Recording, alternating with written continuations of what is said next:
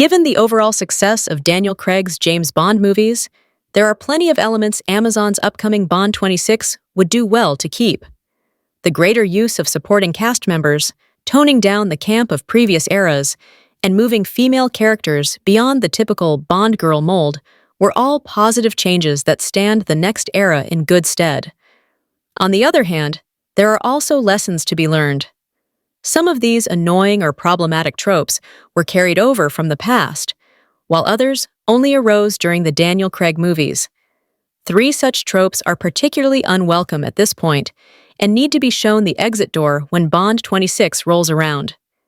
James Bond's villains having a facial disfigurement or visible scarring is not a new trope, but it's one that feels as outdated as the casual sexism and national stereotypes of the 60s. While Daniel Craig's era addresses the latter two, it strangely doubled down on the facial disfigurement. Casino Royale's Le Chiffre, Skyfall's Raul Silva, then Safin, Blofeld and Primo in No Time to Die, all fall victim to this offensive trend. The idea that inner evil should somehow be denoted through external features is horrendously out of place in modern society, and it's a lazy substitute for proper characterization. Facial injuries are, sadly, part of our reality.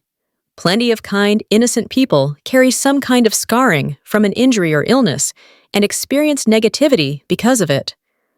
The Bond franchise's odd obsession with giving villains facial disfigurements directs scorn where it isn't warranted. And if scripts are unable to make a character appear sinister without resorting to that trope, the problem lies in the writing. Beyond the offense being caused here, it's also worth noting that, especially in Daniel Craig's era, the likelihood of 007 coming up against this many villains with facial injuries is ridiculously small, pushing the franchise beyond the realms of believability. The weirdest quirk of Daniel Craig's run as James Bond is that he spends 60% of his time retiring.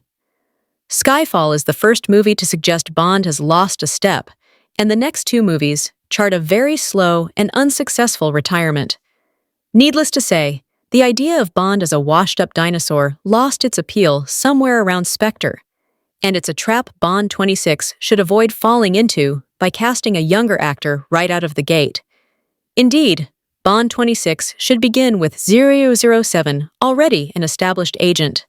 Daniel Craig's story kicked off by introducing Bond as a recent addition to the 00 roster in Casino Royale and Quantum of Solace, then immediately transitioned him into being past his prime from Skyfall onward, completely ignoring his golden years as an MI6 agent. Starting with Bond 26, the next era should revert to the traditional model of 007 being permanently at his peak.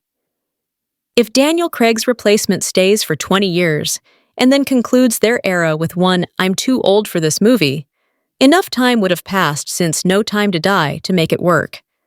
Until that time comes, the world needs a Bond that's tenured enough to know what he's doing, but not at the point of needing a hip replaced. Across the James Bond movie franchise, villains are motivated chiefly by power and greed. Occasionally, during the pre-Craig years, 007 would encounter an enemy with a more personal grudge, such as GoldenEye's Alec Trevelyan, as it did indeed with the facial disfigurement issues. However, the Daniel Craig era went all in on antagonists with an axe to grind against either Bond himself or one of his allies. Skyfall's Raul Silva is seeking revenge on M, having effectively been her James Bond before Bond came along. No Time to Die's Safin has harbored a strange preoccupation with Madeleine Swann since encountering her as a child. And, most infamously of all, Christoph Waltz's Blofeld is unveiled as 007's adoptive brother, reducing the franchise's most iconic bad guy to a suitcase full of petty jealousy and daddy issues. With Raul Silva, the backstory made for a refreshing change and enhanced the story of M's death. Bond might have even been able to get away with repeating the trick in No Time to Die by linking Safin and Madeleine. But making Blofeld a personal enemy in Spectre was the real issue. Not only did Spectre ensure the idea would become overused by the time Daniel Craig stepped down, it went way too far with the ridiculous suggestion that Bond and Blofeld grew up together.